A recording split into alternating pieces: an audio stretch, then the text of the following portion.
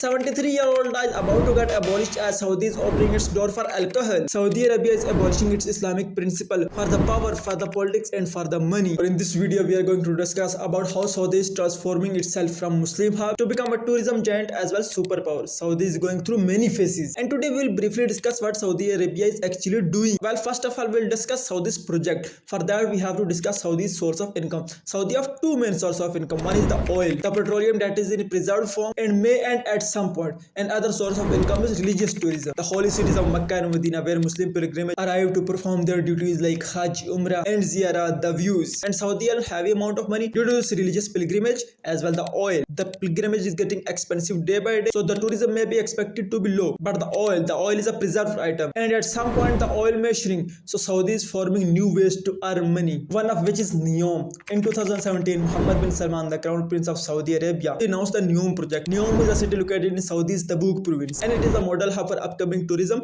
as well new technological products. Saudi is trying to design the city on the base of Dubai city. As Dubai's growth tell about the potential in Gulf state, Saudi also want to keep the potential for itself. So Saudi's Neom city, that is a renewable energy city, has multiple projects planned for itself that are costed to be more than $500 billion. So we'll discuss four important projects of the Neom. The one is the line project, a 170-kilometer long line that is 200-meter wide too, that has school, hospitals, supermarkets and much more project within 5 walking minutes. It has transport from one end to other. Well, 170-kilometer long line is not an easy project to be built and is expected to build by 2080. That's why the first phase to be inaugurated in 2035. That's purpose to be aligned by FIFA World Cup 2034. That is hosted by Saudi as well. I'll tell about that later. The line is expected to cost $8 trillion.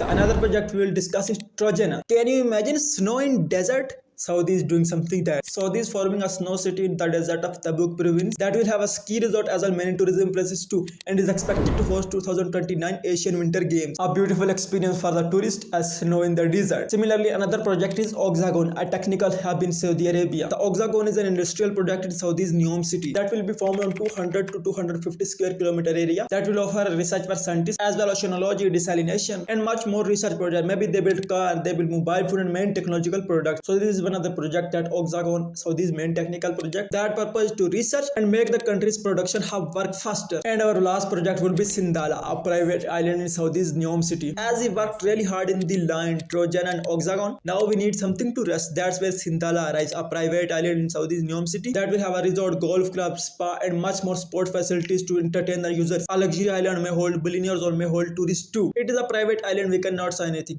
Another thing is Saudi's 2034 FIFA World Cup. Saudi won the right to hold the 2034 FIFA World Cup in Saudi Arabia like Qatar hosted in 2022, but Saudi is minimizing the restriction on people. Qatar did not allow alcohol, Qatar did not allow LGBTQ and much more, but Saudi's MBS is relaxing these things due to its Neom city as well tourism hub that Saudi want to become a new Dubai. Saudi want to host maximum number of tourists that is linked with its politics. How Saudi's politics is working? Saudi has an absolute monarchy, like the king is ruler of Saudi Arabia as crown prince is its sub-ruler. Saudi being a monarchy, a rich monarchy is a dictatorship too. So that's why it needs public support to remain in the government or a revolution may occur and Saudi's government may collapse. So Saudi is spending maximum amount of money on its people as well as spending money to gain the tourism. So the balance may occur. That's why when 2011 and 12 revolution occur in Middle East, the countries like Saudi and UAE were safe as they are spending maximum amount of money on people. So that's just one thing. What Saudi can do to remain in power, to remain in politics. Jamal Khashoggi, a Saudi citizen and an anti-Mohammed bin Salman person and democracy preacher in Saudi Arabia. He was regular criticizer of Saudi's Mohammed bin Salman,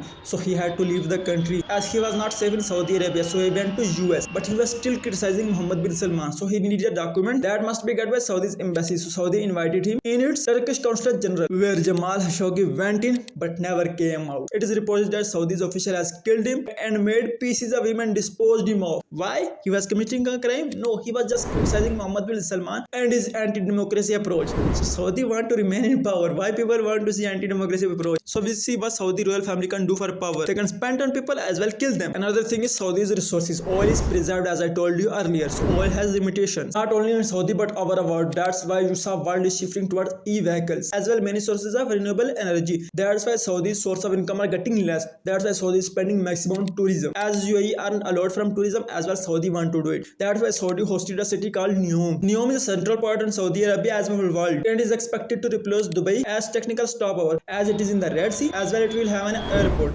so it will be a central point for the world as per expectations. And that's why Saudi is investing heavily in it, as Saudi want to prepare for Expo 2030, as Dubai did Expo 2020, where Dubai presented itself for tourism. Saudi want to do in 2030, and it want to become fully equipped by 2030. So tourists come to visit Saudi in 2034. FIFA World Cup will be a turning point for that. And if you see Saudi's international relations that are maintaining Saudi's power, the main international relation of Saudi are with US. US is seeing Saudi as strong ally. Saudi is investing $600 billion in US. The president of US is closely aligned with Mohammed bin Salman and consider him as his friend. That's why Saudi does not speak against Israel. What Israel is doing in Palestine, Saudi doesn't care. Saudi will be like, my money should be secure. Why I should think about other Muslims that are my own communities? Because they know the result of Israel-Arab war. They know they don't have potential to fight with Israel at any cost. I already told in that video how countries are making alliance with Israel, specifically Arab countries. That's why Saudi want to do the same, but not directly but indirectly through US. That's why it spent $600 billion in US, and much of that money may be spent in Israel by many ways, specifically rotation of money, the ULOB. I already discussed in that video how it's working and how Abraham Accords are working. Saudi, an oil and tourism rich country, sees its sand. That's why it's preparing for possible retention steps like FIFA 34, Neom City, Expo 2030 and renewable energy project for survival, power and politics, and have its fair. So beat it by killing people.